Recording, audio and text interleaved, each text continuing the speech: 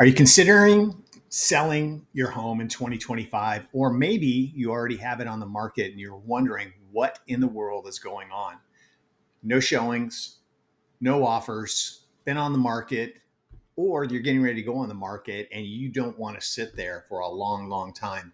It's absolutely no fun having people walk through your house week after week after week and trying to keep it in pristine condition. But hey, my name is John Bice. I'm with eXp Real Estate. I'm also with the Florida for Boomers Network. My channel is all about helping baby boomers and local people that are looking to buy, sell, and invest in real estate. If you're looking for information about the Sun Coast of Florida, which is Manatee and Sarasota County, which encompasses Parrish, Bradenton, Lakewood Ranch, Sarasota, Nokomis, Venice, we work this whole entire area all the way out to the beaches. So we can help you. We post videos a couple times a week. So if you're interested, if you want some free information, hit the subscribe button and the notification bell. And when I put out a new video, you'll get it. Okay. Been doing this 19 years. Can't believe that. But yeah, so I think I know what I'm talking about here. But anyway, I'm going to talk to you about 5 things that may keep your home from selling. Actually, number 1 is a 1A and a 1B. 1A is price. 1B is location. And you know the saying in real estate, location, location, location. So you have to be very, very aware of that. I see people a lot that are trying to compare their home that may not have any view at all to a home that's on a golf course, a home that looks at a pond or a lake, or maybe a lake and then the golf course on the other side, or maybe a wooded preserve area. So it's very important to know that location when you're comparing other sales to your home. In this declining market that we're in, price is absolutely by far number 1. So you have to look at that very closely when you're interviewing agents. Be very aware of that. Don't fall for the highest suggested list price, because I see it time after time after time, again, in 19 years. And if I do not get a listing, I always track the home and I'll watch it. We were trying to list one in the Del Webb in Parrish. Del Webb in Lakewood Ranch Villa.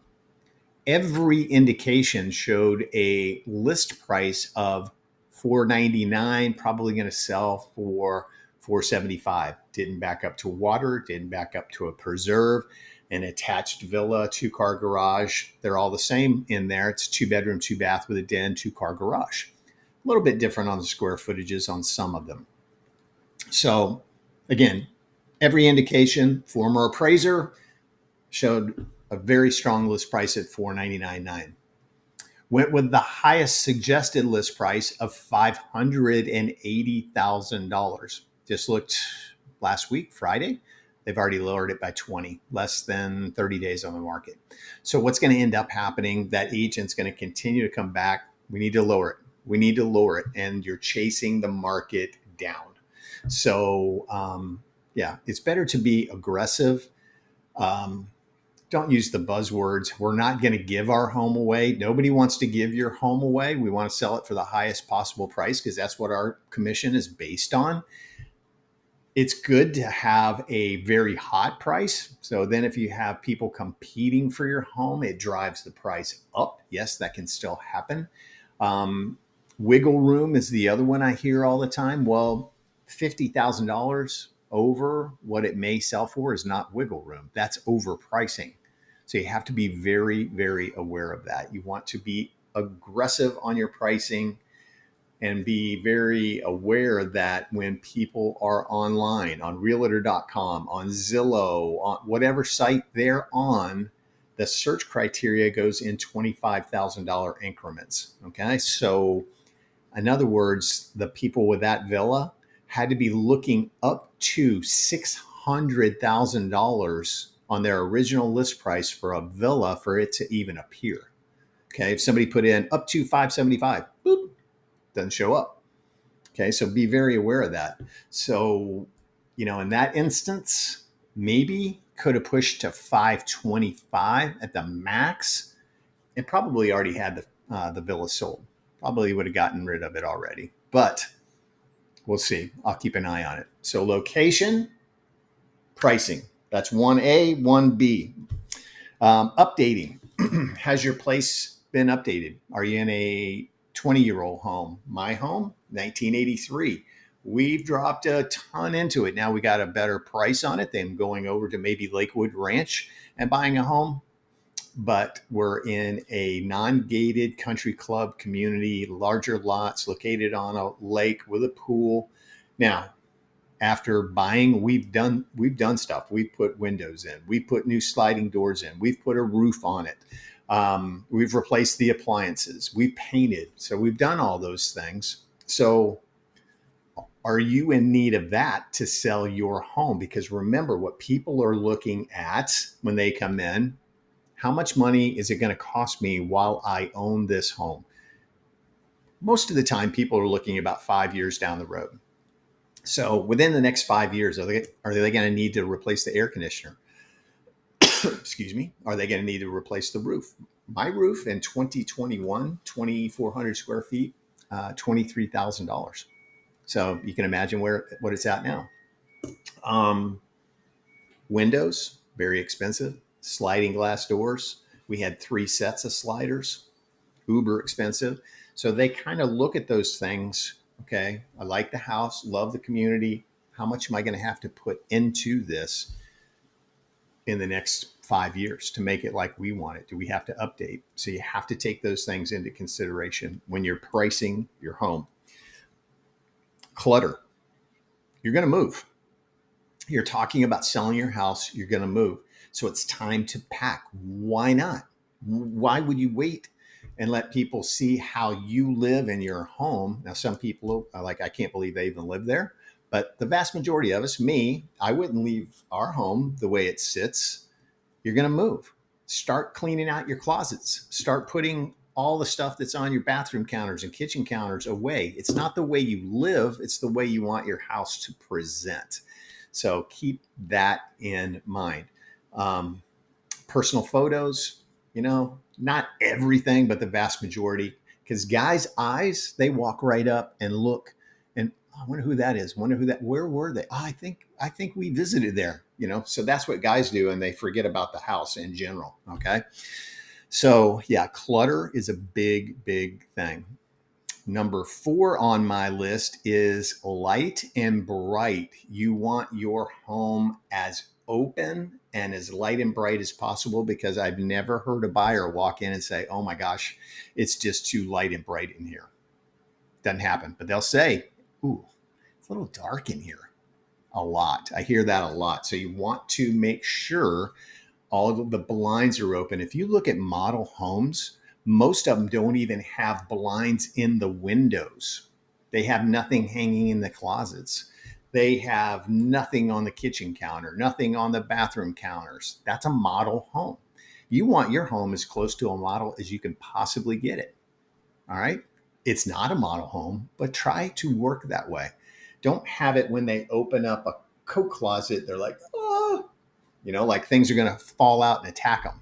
Okay. You don't want that. You want it to say, oh, look, we could fit all our stuff in there. That's what you want. Extra furniture. If you got too much, have a fresh set of eyes, look at it and say, yeah, we could probably get rid of some of this. We're going to give it away anyway. We're not going to move it. So yeah, let's get rid of this now. Okay. Number 5, reason your home may not be selling could be your real estate agent. I mean, honestly, it could be. If they're telling you, just like the villa people, 580, the price is wrong.